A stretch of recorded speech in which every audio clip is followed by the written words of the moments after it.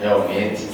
Eu só vinha falando aqui na federação nas terças-feiras à noite, aos domingos nunca, né? Então o ato falho é justificável, só falar boa noite. Mas eu troco toda vez, eu sou em um ambiente fechado, não sei lá fora se é manhã, se é tarde, se é noite, eu saio trocando. Mas enfim, muito boa tarde mais uma vez a todos. Muita satisfação trago aqui para essa plateia que, se não fosse o feriadão, estava dizendo o Marco Lima aqui, se não fosse o feriadão agora, certamente teríamos que fazer essa palestra no auditório maior lá em cima, porque já está praticamente esgotada a lotação, que é muito bom, principalmente porque esse tema que nós vamos tratar hoje aqui é um tema extremamente atual, extremamente polêmico, mesmo dentro do ambiente espírita. Há opiniões contrárias, diversas, a respeito desse tema da redução da maioridade penal. E é um tema realmente importante de ser tratado para que nós tenhamos, pelo menos, conhecimento de causa a respeito do assunto, para que tenhamos como formar a nossa opinião, ou dar a nossa opinião a respeito. Porque o que a mídia nos passa, muitas vezes, são informações distorcidas, equivocadas, tendenciosas, que nem sempre refletem a verdade. E aí, muitas vezes, nós somos levados a emitir opiniões ou a adotar posicionamento em relação a determinadas questões sem saber por que efetivamente estamos agindo daquela forma. E esse tema da redução da maioridade penal se enquadra perfeitamente nesse ambiente em que a mídia força de algum modo uma posição e que nós, enquanto espíritas, que temos acima de tudo o dever de analisar de uma forma mais detida, mais detalhada, mais responsável até, eu diria, acerca desses temas que mexem tanto com a nossa vida, com a nossa sociedade, com a alma humana. Então, para nós espíritas, é importante que nós tenhamos a opinião clara a esse respeito. Por que é que se fala tanto em redução da maioridade penal? Nós temos uma proposta extremamente tentadora. Reduz a idade mínima penal de 18 anos, que é hoje, para 16 anos. Há até outras propostas que sugerem reduzir para 14, para 12, para 10, para 8 anos, enfim. Mas a que mais está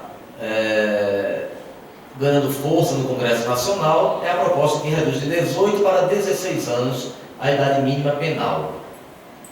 É tentadora por quê? Porque o que se argumenta, o que se leva a crer é que, uma vez reduzindo a idade penal, os adolescentes com 16 anos, que hoje são todos marginais, que hoje são todos bem conhecedores de causa, que estão praticando aqueles delitos sabendo que estão errados, e sabendo das consequências, e sabendo que hoje são impunes, portanto, eles agora passarão a ser imputáveis, ou seja, passarão a ter responsabilidade penal, cumprirão a pena pelos delitos cometidos num presídio, e isso satisfazendo a toda a sociedade, porque vai se ver que vai se dar uma resposta à sociedade pela prática delitiva. E o que mais se diz é que o grande problema da violência do nosso país é a impunidade.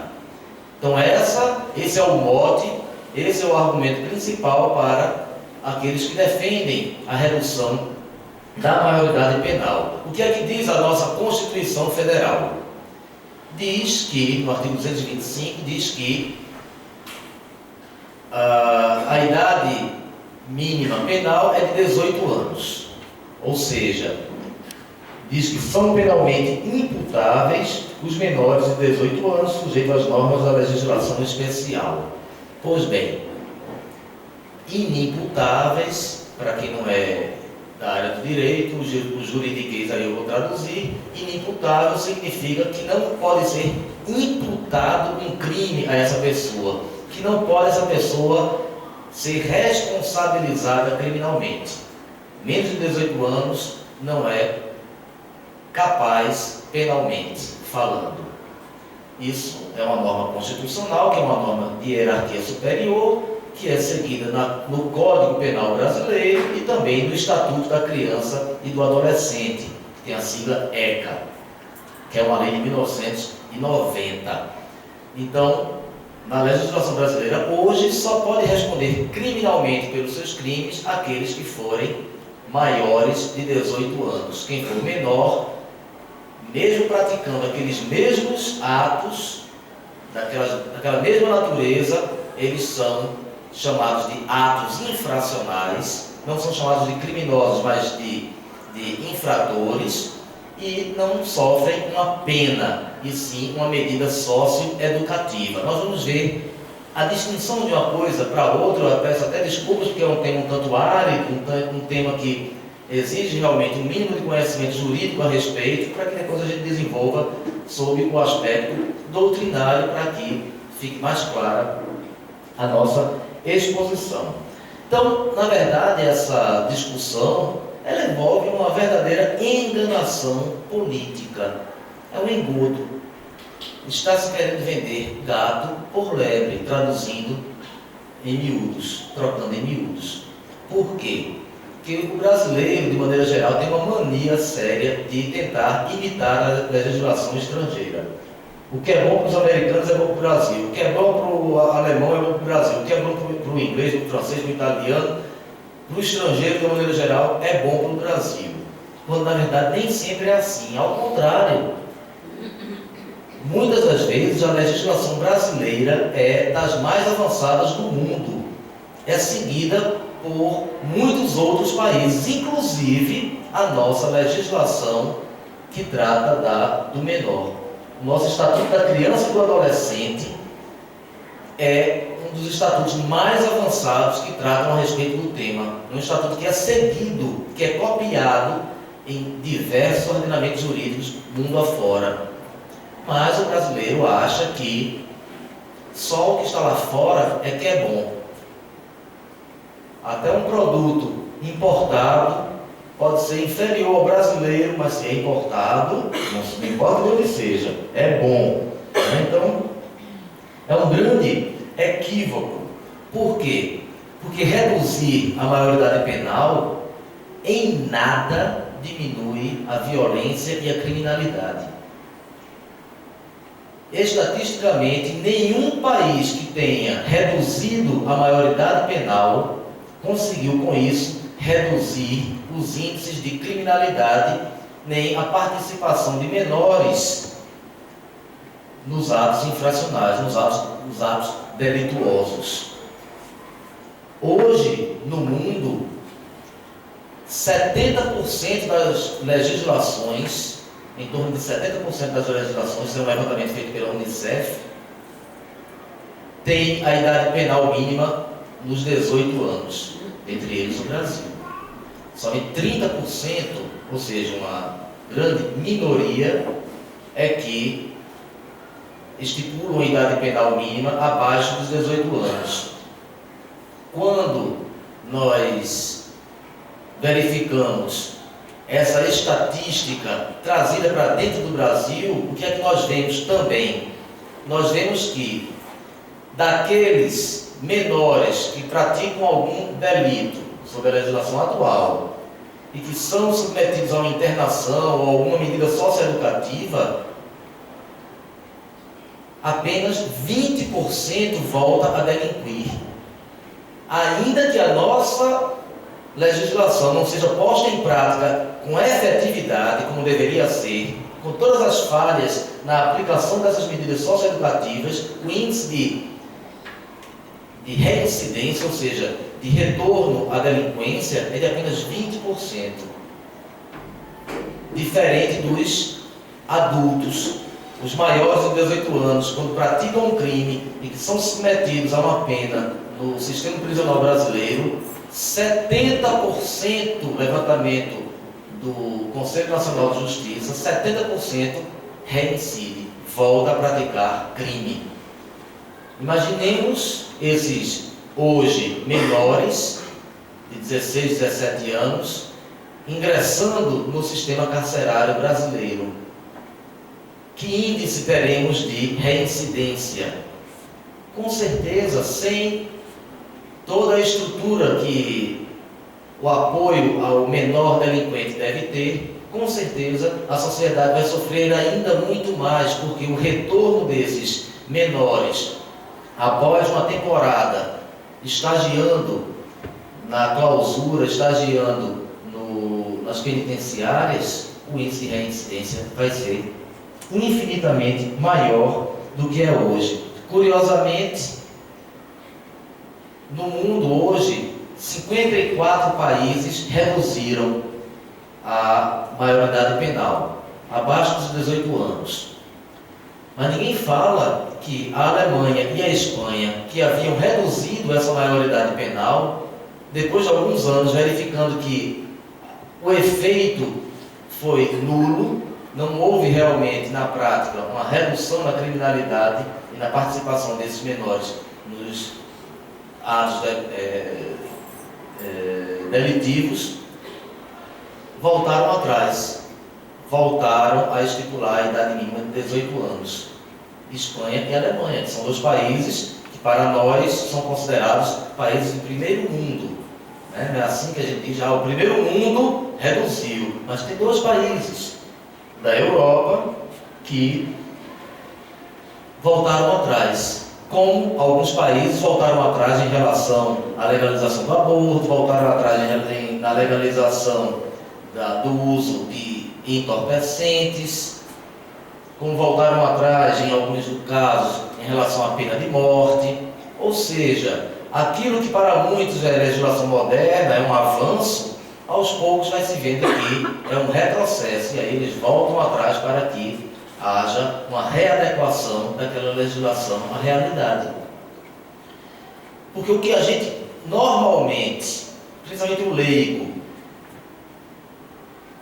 busca quando se pensa numa punição, quando se pensa na pena pela prática de um crime, pensa no caráter retributivo. Historicamente, antigamente, o caráter, a natureza da pena era retributiva. Alguém errou, praticou um crime, vai sofrer a punição, o castigo estatal. É uma reprimenda pela prática de um ato delituoso. Mas a ciência penal moderna já não mais admite a pena como sendo uma retribuição, uma punição, um castigo pela prática do delito. Hoje, praticamente todo o mundo, a pena tem um caráter ressocializador. A natureza é de ressocialização, de reinserção do delinquente na sociedade. É buscar recuperar aquele ser que por um motivo ou por outro delinquiu, praticou um crime, para que ele possa voltar à sociedade de uma forma produtiva, sem mais reincidir.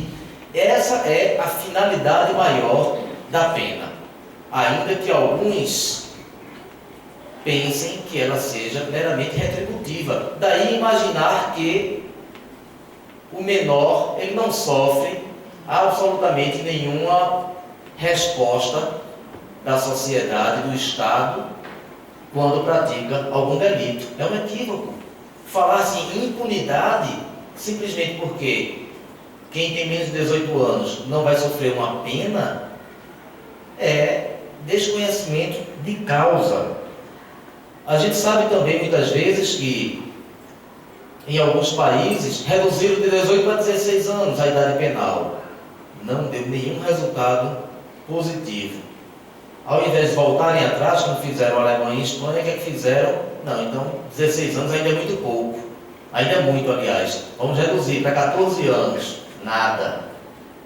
Vamos voltar para 12 anos agora. Enfim, estão atacando o efeito e não a causa.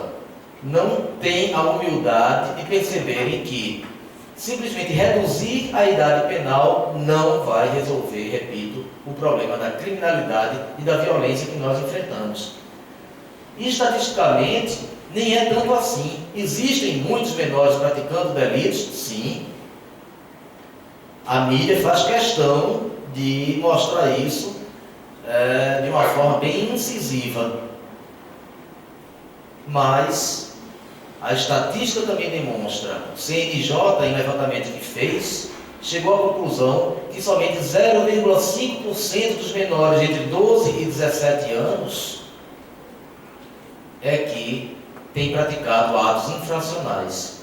0,5% da população, não da população do país, da população nessa faixa etária, dentro desse intervalo entre 12 e 17 anos. E mais, desses aí, apenas 1 entre 10 corresponde a um crime de um ato infracional de homicídio.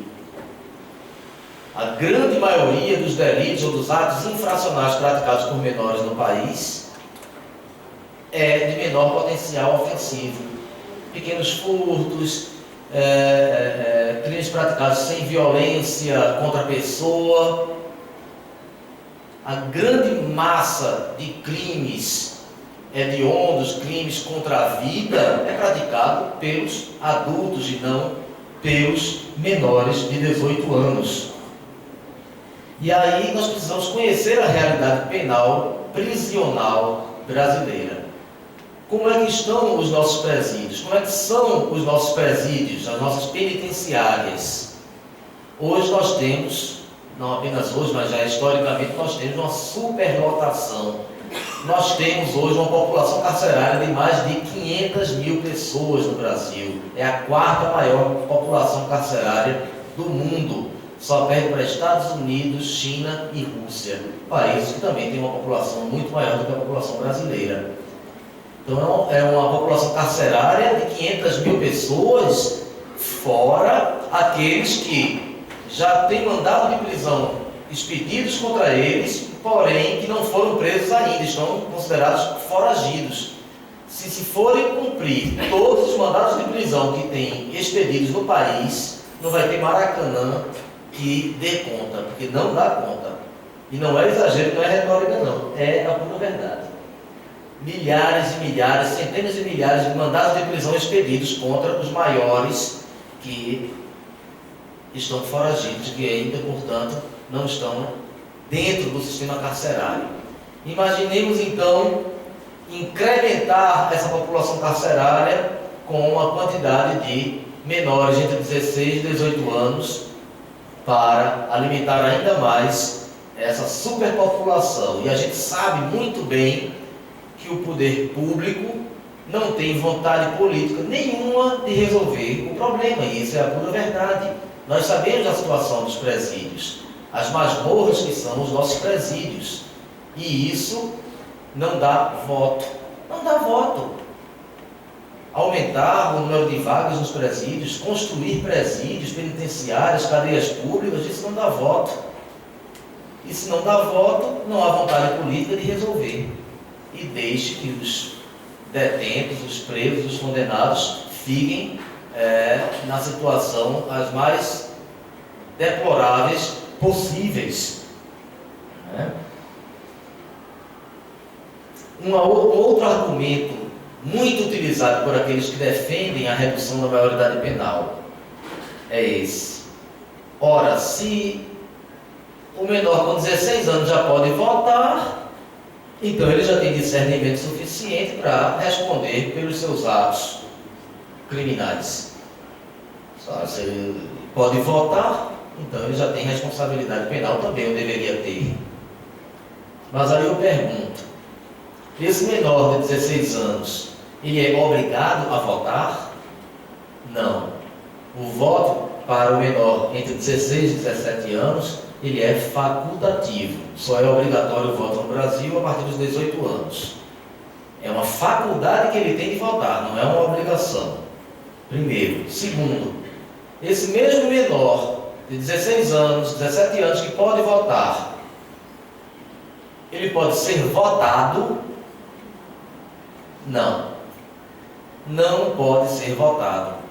O próprio legislador, a própria sociedade brasileira entende que, tudo bem, ele tem algum discernimento para escolher seus mandatários, seus políticos, os candidatos que irão disputar uma vaga em algum cargo público. Pois bem, mas essa mesma sociedade, esse mesmo legislador entendeu que ele não tem o mesmo discernimento para ser votado. Com 16 anos, ninguém pode se candidatar a nenhum cargo, nem de vereador, que é a idade mínima que se tem, que é 18 anos. Não pode ser votado. Então já se vê que é uma capacidade relativa, não é absoluta. O mesmo legislador, quando estabelece a capacidade eleitoral passiva, ou seja, a capacidade de ser votada, a capacidade de se candidatar a um cargo eletivo, também estabelece uma gradação. Dependendo do cargo que ele vai disputar, existe uma gradação na idade que ele terá acesso a essa candidatura. Vereador, 18 anos, prefeito, deputado estadual, 21 anos, já para senador, para presidente da República, 35 anos. 35 anos. Mais do que o dobro da idade penal que se pretende ter, 16. Então, para alguns cargos, para algumas funções, para algumas atividades, o próprio legislador entendeu que um menor de 16, 17 anos não tem capacidade ainda para exercer. Esse mesmo menor com 16 anos que pode votar, ele pode dirigir veículo automotor? Também não. O legislador entendeu que para dirigir 16 anos ainda não é suficiente. 18 é a idade mínima. Para ingerir bebida alcoólica, tem 18 anos, tem 16 anos, eu já posso votar. Posso ingerir bebida alcoólica? Também não, a legislação não permite. Porque o legislador também entendeu que esse menor de 16 anos, embora tenha alguma capacidade para algumas atividades, ele ainda não tem discernimento para ingerir bebida alcoólica e fazer, digamos, entre aspas, bom uso dela, ou seja, ele não ser tão influenciável pelo uso da bebida alcoólica. Então esse argumento é absolutamente falacioso. Não se sustenta esse argumento. Não se pode imaginar que realmente uma pessoa com 16 anos ela tenha capacidade para determinados atos da vida. Mesmo aqueles que sejam legalmente emancipados, e a legislação brasileira permite que um menor com 16 anos ele possa ser emancipado, ou seja, ele é alçado à categoria de maior civilmente, embora esteja abaixo da idade legal, que é 18 anos, a idade civil, a responsabilidade civil, que agora é de 18 anos, ele pode se emancipar. Ele vai praticar atos sem a necessidade de um assistente, um representante legal, um pai, uma mãe, um avô, enfim, um tutor. Mas mesmo esse emancipado, continua sem poder dirigir, continua sem poder ingerir bebida alcoólica, de maneira que a idade, pura e simplesmente, não é um fator decisivo e respeitável para considerar nessa questão. Um outro argumento que é muito comum ser utilizado é o da impunidade. Como eu falei aqui, não há impunidade para o menor infrator. Ele não fica impune. Ah, mas ele só vai ficar no máximo 3 anos, sim. E pode ficar efetivamente 3 anos. E muitos efetivamente ficam 3 anos. Mas é um tipo de resposta da sociedade que pode permitir a ele uma ressocialização, uma reeducação, que é essa, repito, a finalidade maior. Se nós formos comparar com a situação de um maior, em algumas circunstâncias nós vamos verificar que um maior pode ficar menos tempo segregado do que um menor infrator. Por exemplo, um maior que seja condenado por um crime de homicídio, não vou dar nem 6 anos, que é um homicídio simples, que é a pena mínima, 6 anos, que é de 6 a 20 anos. Vamos dizer que ele pegue 12 anos de reclusão, porque matou alguém, 12 anos de reclusão. Se ele tiver bom comportamento, não for reincidente, ele, com apenas 1/6 da pena cumprida, ele poderá voltar à liberdade. Ou seja, cumprindo apenas 2 anos da pena a que foi condenado, ele poderá retornar ao convívio social. Ficou 2 anos. E o menor, se não tiver um bom comportamento lá dentro da instituição em que ele ficar internado, ele não sai com menos de 3 anos. E mesmo depois de cumpridos os 3 anos, ele ainda ficará em semi-liberdade, poderá ficar, dependendo da circunstância de cada caso, poderá ficar mais 3 anos em semi-liberdade, saindo só para trabalhar, para estudar, alguma situação assim. E mesmo depois desses 3 anos de semi-liberdade, dependendo da circunstância concreta, ele ainda poderá ficar sob liberdade assistida. Fica em liberdade, mas sempre com obrigações de comparecimento, né, no Conselho Tutelar ou em algum outro local onde ele possa ser fiscalizado. Vai ter sempre, ou deverá ter sempre, uma equipe multiprofissional o acompanhando para que ele possa, depois de algum tempo, ganhar o direito, efetivamente, à liberdade. Então, em algumas circunstâncias, o menor sofre uma reprimenda muito mais séria, muito mais grave, muito mais duradoura do que o maior que tenha praticado um crime da mesma natureza, ou às vezes até um crime mais grave do que aquele menor. Então, simplesmente afirmar que há impunidade não é verdade. E como eu já disse, o índice de reincidência é muito menor, 20% apenas, enquanto o maior é de 70%. Esses menores, pelo Estatuto da Criança e do Adolescente, eles têm diversas medidas socioeducativas que eles podem responder no caso de infrações. Tem a medida de advertência, obrigação de reparar o dano, prestação de serviços à comunidade, liberdade assistida, semi-liberdade e internação. Com detalhe, o que a lei prevê é a internação em estabelecimento educacional. É isso que nós vemos no Brasil. É um estabelecimento educacional que acolhe os menores infratores? Infelizmente, não. E isso é culpa de quem? Poder público. Cabe ao poder público, poder executivo em especial, dar efetividade a essas medidas socioeducativas.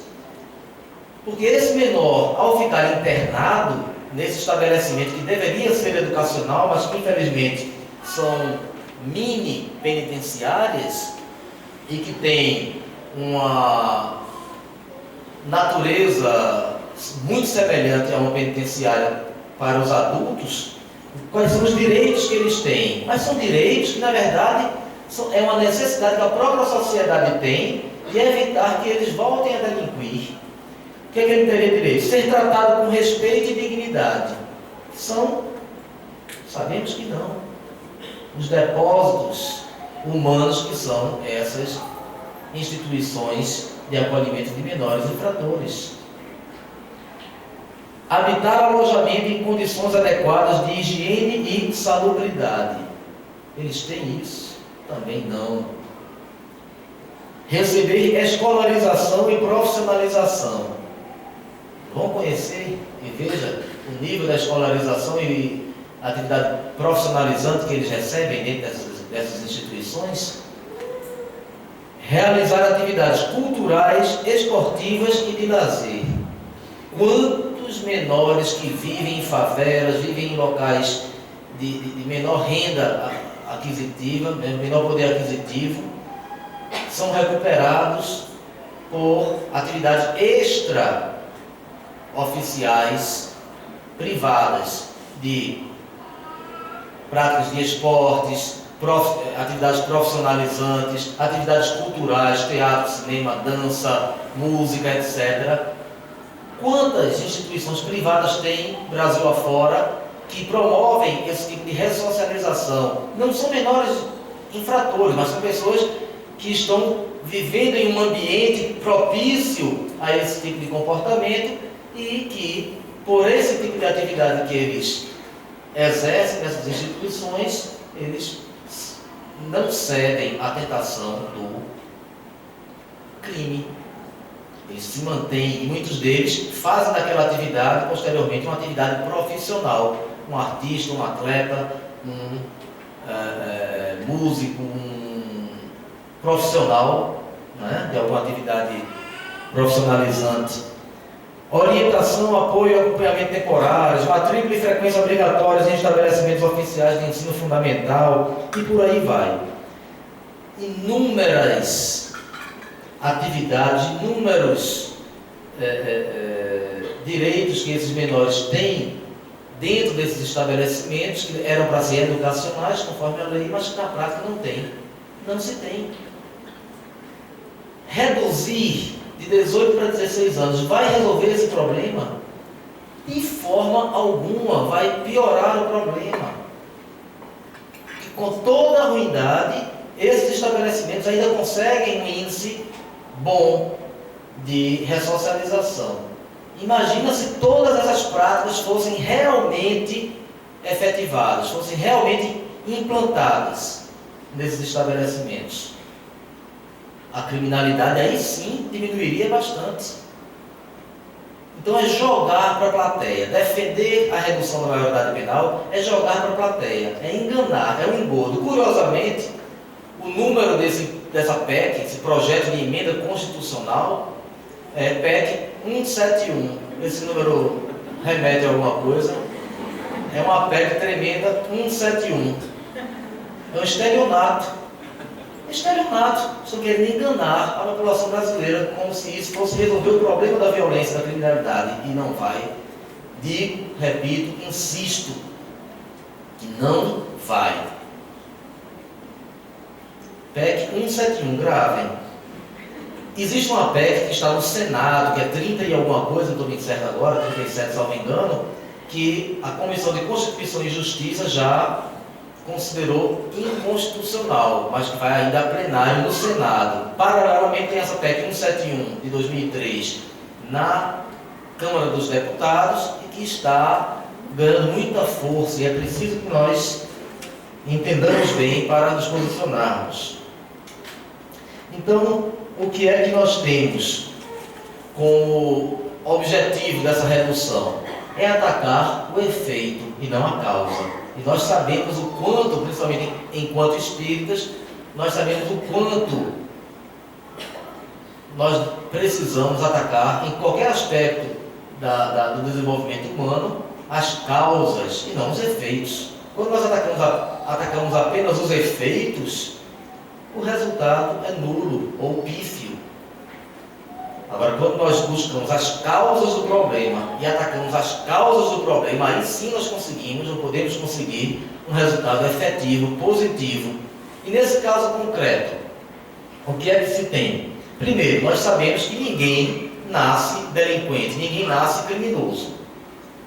Nós sabemos, pela doutrina espírita, que todos nós somos criados simples e ignorantes, com a mesma tendência inata à perfectibilidade. Todos nós iremos atingir um estado angelical.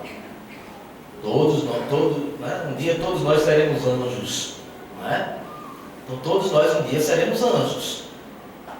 Esses mesmos menores hoje que estão delinquindo são espíritos tanto quanto nós, passíveis dos mesmos erros. Quem de nós pode garantir que no passado nós já não fizemos isso ou muito pior? E mais, muitos de nós no nosso passado, espero que não nesta encarnação, certamente em outras anteriores, nós praticamos crimes graves já na condição de pessoas adultas, portanto com um nível de discernimento muito maior do que esses que hoje estão praticando na idade juvenil. Portanto, com uma responsabilidade muito maior. E aí, nós sabemos que, de acordo com a nossa conduta ao longo das nossas etapas reencarnatórias, nós vamos ter sempre uma consequência dos nossos atos. Nós sofremos as consequências positivas ou negativas dos nossos atos, a lei de causa e efeito. Portanto, nós somos todos, hoje aqui, espíritos endividados. para nós estarmos hoje habitando este planeta de provas e expiações, evidentemente que nós ainda somos espíritos endividados, uns em maior grau, outros em menor grau, um ou outro aqui mais elevado, já em missão a ser cumprida para ajudar os que ficaram na retaguarda, mas o verdadeiro objetivo de nossa encarnação aqui é progredir, sempre progredir. Então, nós temos que buscar a base desse problema.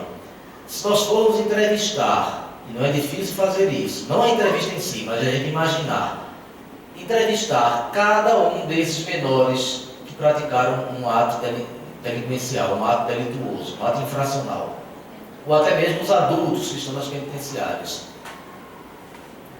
A grande, a esmagadora maioria, a imensa maioria deles terá na base dessa sua conduta uma falta de estrutura familiar, um ambiente familiar desfavorável, famílias destroçadas, famílias problema, ambiente sem a menor estrutura de educação, de afeto, de carinho, de amor, de educação mesmo, educação familiar.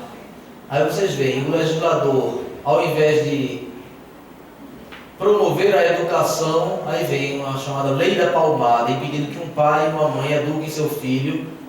Não estou absolutamente aqui defendendo espancamento nem maus tratos a menores, de forma alguma, pelo amor de Deus, que não seja mal interpretado aqui. Mas quem de nós sabe aqui o quanto foi de positivo na nossa educação, com chamando de orelha, uma palmadinha na mão, uma chinelada aqui no traseiro, na hora certa, sem exagero, só aquele efeito moral que um ato desse aí causa na educação desse menor. Porque realmente ajuda.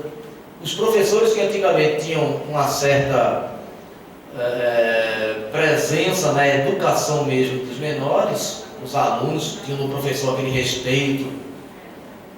Hoje em dia, o menor que reclamar que o professor falou grosso com ele, já vai logo para a justiça, o pai, a mãe, porque diz que o professor está provocando dano moral a ele. Então é isso que nós temos na nossa sociedade. Então o abandono, a falta de carinho, de afeto, né, famílias destroçadas, é isso que está na base de todo o nosso problema. E é isso que tem que ser efetivamente atacado, é isso que tem que ser efetivamente trabalhado como causa, e aí sim, para produzir um efeito positivo ao final. Quem de nós pode afirmar que um filho nosso, um neto nosso, menor, não venha um dia a praticar um ato infracional? Ah, mas espera aí, aquele pobre, aquele desconhecido, aquele anônimo que está lá na favela, que está lá naquele bairro distante, para ele ali é má índole, ali é um delinquente, ele tem que ir para FEBEM, tem que ir para Lar do Garoto, enfim, para alguma instituição dessa aí. Agora, se é meu filho, eu quero reeducá-lo, eu quero a chance de dar a oportunidade a ele de se ressocializar, eu quero dar a ele a chance de se melhorar. Ele não vai fazer mais isso nunca, eu prometo que ele nunca mais vai fazer isso. É muito fácil, né? A dor dos outros não nos atinge, mas quando nos atinge em cheio, aí nós queremos ter um tratamento diferente. Basta ver no caso da pena de morte. Podem entrevistar cada um dos que defendem a pena de morte. E isso é pesquisa realizada nos Estados Unidos, em que temos vários dos estados que aplicam a pena de morte lá. E se o delinquente fosse seu filho, você apoiaria a pena de morte para ele? A situação já é diferente. Para o filho dos outros, matou, traficou drogas, praticou um crime grave, pena de morte, paredão para ele. E com requinte de crueldade de preferência. Agora, se for um filho nosso, duvido que alguém em sã consciência venha dizer: eu quero que esse meu filho vá assim para o paredão, vá para injeção letal, vá para forca, vá para cadeira elétrica, enfim, o meio de tirar a vida com a pena de morte. Então é muito fácil falar dos outros, né? Mas falar de nós mesmos é muito mais difícil. Então, colocando-nos no lugar desses pais, fica muito mais fácil nós pensarmos, imaginarmos que a ressocialização é a melhor saída para esses menores. A nossa legislação, o Estatuto da Criança e do Adolescente, repito, é dos mais avançados. Se cada uma daquelas atividades que o Estatuto prevê para aquele menor infrator que está interno, se aquilo dali fosse efetivamente aplicado, estaria solucionado todo o problema. Um ou outro volta a delinquir, volta, natural. Nós sabemos também o quanto de espíritos, principalmente nessa fase que nós estamos vivenciando, de transformação de planeta de provas e expiações para planeta de regeneração, nós sabemos o quanto nós temos hoje habitando no nosso planeta espíritos muito endividados e que estão sucumbindo a essas tentações, e não são poucas. A bebida, tudo bem, a lei proíbe venda de bebida alcoólica a menores de 18 anos, mas a lei não proíbe a propaganda de bebida alcoólica em horário nobre, patrocínio de Copa do Mundo por fábricas de bebidas alcoólicas, eventos esportivos, eventos culturais sendo promovidos, sendo patrocinados por indústrias de bebidas alcoólicas. Já existe no Congresso Nacional projetos de lei tramitando para proibir a propaganda, a vinculação da propaganda de bebida alcoólica a atividades esportivas, sociais, culturais. E o Congresso, para isso, não tem nenhuma atenção, porque o poder econômico fala mais alto. Já se conseguiu um grande avanço em relação ao cigarro. É proibida a propaganda de cigarro em horário nobre, em horário de patrocínio de evento esportivo, etc. Bebida alcoólica, não. Hoje tem até o chamado funk da ostentação. Quem já não ouviu falar nisso? Hoje a ostentação, o querer mais, o mais e cada vez mais, o ter, é o que se prega. São aqueles menores que estão lá com brincos, com pulseiras, colares de ouro e tudo mais, com roubos de grife para mostrar ostentação. E isso daí é o que essa molecada está vendo, está assistindo, está querendo ser igual. Muitas vezes o espelho dentro de casa é o pai e a mãe que são delinquentes, é o pai e a mãe que estão induzindo as crianças a também ingerirem bebida alcoólica. Estamos já encerrando, mas só para lembrar, quem efetivamente se aprofunda na questão, instituições que conhecem de dentro o problema, são todas contrárias a essa redução. Por exemplo, OAB, que é a Ordem dos Advogados do Brasil, a Associação de Magistrados Brasileiros, a ANB, a ANAMAT, a Associação Nacional dos Magistrados do Trabalho, contrária à redução da maioridade penal. Nós vimos esta semana ministros dos direitos humanos de vários governos, do atual e de governos pretéritos, das mais variadas correntes políticas, todos se uniram para apresentar um manifesto contrário à redução da maioridade penal, que conhecem a realidade do sistema penitenciário brasileiro e sabem que a causa não é essa. No âmbito religioso, CNBB, Confederação Nacional dos Bispos do Brasil, até me admira posições contrárias de alguns religiosos nesse sentido, mas a CNBB formalmente é contrária à redução, a FEB é contrária, a ABRAME é contrária, a ABRAP, que é a Associação Brasileira dos Psicólogos Espíritas, é contrária, o Conselho Federal de Psicologia é contrário, a AJA, Associação Jurídica Espírita do Brasil, é contrária, a ABRAT, a Associação Brasileira dos Divulgadores do Espiritismo, é contrária, ou seja, uma gama de instituições públicas, privadas, religiosas, não religiosas, contrárias à redução. Por quê? Porque conhecem de perto a situação. Mas simplesmente dizer que é contra, sem apresentar soluções, também não é a nossa função. Existem alguns critérios, só para encerrar, alguns critérios, algumas coisas, algumas medidas que poderiam facilitar muito a solução do problema. Primeiro, aumentar o tempo de internação desses menores. 3 anos é pouco, tudo bem, vamos buscar um tempo maior, talvez 5 anos de internação dos menores infratores, talvez já desse um alento maior à sociedade que está ávida por uma mudança na nossa legislação. Aumentar a pena para os adultos que utilizarem menores na prática delitiva. A gente sabe o quanto esses menores têm sido induzidos com promessa de dinheiro, de armas, de todo tipo de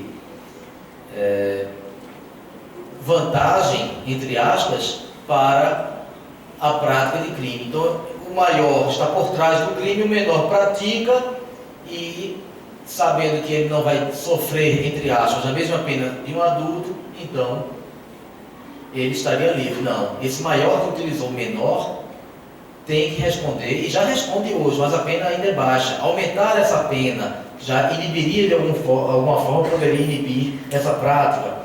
Dar efetividade às atividades ressocializadoras previstas no ECA, como eu falei aqui. Dar efetividade, cobrar práticas efetivas dentro desses estabelecimentos.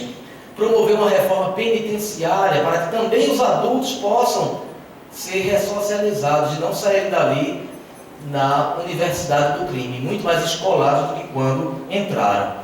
E a terapêutica divina acima de tudo, porque está no Evangelho de Mateus, capítulo 5, versículo 20, que se a vossa justiça não exceder a dos escribas e dos fariseus, de modo algum entrareis no reino dos céus.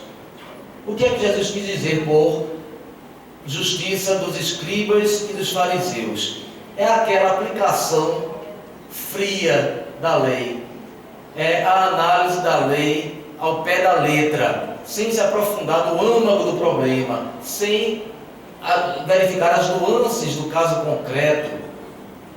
Se nós simplesmente mudamos a lei para abandonar esses menores numa penitenciária, nós estaremos criando para o futuro problemas ainda mais graves para a nossa sociedade. Chico Xavier, dizem que ele era favorável à redução. Não era bem assim. Quando Chico Xavier foi chamado a se manifestar a esse respeito, e isso está bem claro no livro Chico Xavier, A Sombra do Abacateiro, Chico Xavier, na verdade, ele dizia que hoje os menores, quando nós reencarnamos, nós somos chamados à memorização, à recuperação da nossa memória espiritual muito mais cedo do que antigamente, principalmente por conta da televisão, das mídias, que na época não havia as mídias sociais como hoje existe, mas a gente falava da televisão, e que precisaríamos de uma legislação que pudesse leis que ajudem a criança a não se fazer delinquentes nem viciados. Ora, primeiro, quando Chico falou isso daí, ele falou numa época anterior ao nosso atual Estatuto da Criança e do Adolescente, ainda era o Código de Menores, que não previa nenhuma política pública e nenhuma responsabilidade do Estado para recuperar esses menores. Então, essa legislação que Chico pedia para esses menores delinquentes já existe no país. Ele falou isso daí antes de 1989, foi no início dos anos 80. Portanto, a lei não existia, ele pregou que ela existisse e ela já existe. Então, não há de se falar nisso mais. E, finalmente, Viana de Carvalho, na obra Atualidades do Pensamento Espírita, quando perguntado sobre se deveríamos ou não ter uma legislação penal igual para crianças e adolescentes e também os adultos, a resposta de Viana de Carvalho, que é rápida e eu vou ler aqui, peço licença, diz o seguinte: a criança que inspira ternura e amor, não obstante o período de infância que atravessa, é um espírito vivido e, quiçá, experiente, que traz das reencarnações passadas as conquistas e os prejuízos que foram acumulados através do tempo. No entanto, a criança e o adolescente, quando delinquem, devem receber um tratamento especial, porquanto o discernimento e a lucidez da razão ainda não lhes facultam a capacidade de saber o que é certo e o que é errado, sendo facilmente influenciados para esta ou aquela atitude. Como consequência, devem ser-lhes aplicadas legislações próprias, compatíveis com o seu nível de crescimento intelectual e moral. A preocupação precípua, no entanto, deverá ser sempre a de educar, oferecendo-se os recursos necessários para que sejam evitados muitos dos delitos que ora ocorrem na sociedade ainda injusta. Quando, porém, acontecer de desequilíbrio, é necessário que se tenha em mente sua reeducação, evitando-se piorar-lhes a situação, assim transformando-os em criminosos inveterados, em razão da promiscuidade vigente nos institutos penitenciários e nos presídios comuns, ora superlotados e quase ao abandono. Então, a preocupação maior deve ser a de reeducar. E não é reduzindo a maioridade penal que nós vamos conseguir isso. Quem assistiu ao filme O Contador de Histórias vai ver a história de um pedagogo chamado Roberto Carlos Ramos, menor infrator, foi interno inúmeras vezes na FEBEM, fugiu de lá mais de 100 vezes. Aos 11 anos de idade, ele já tinha mais de 100 fugas da FEBEM. Até que uma pedagoga francesa, que estava aqui no Brasil, se engraçou dele. A gente sabe dos vínculos espirituais certamente existentes entre eles, o acolheu em sua casa, e o filme mostra bem todo o trabalho dela de dar a ele educação e amor, e conseguiu fazer aos trancos e barrancos, porque no início foi muito difícil essa convivência, mas conseguiu fazer dele um homem de bem, hoje um pedagogo pós-graduado, contador de histórias, considerado hoje o maior contador de histórias do Brasil, com vários livros publicados. E ele diz, textualmente, que o problema do menor é a má vontade do maior. Então, pensemos nisso e buscamos nesse exemplo prático uma lição e um argumento forte para que nós possamos pensar duas vezes antes de defendermos a redução da maioridade penal. E é isso que eu prego aqui e agradeço a todos pela atenção. Muito obrigado.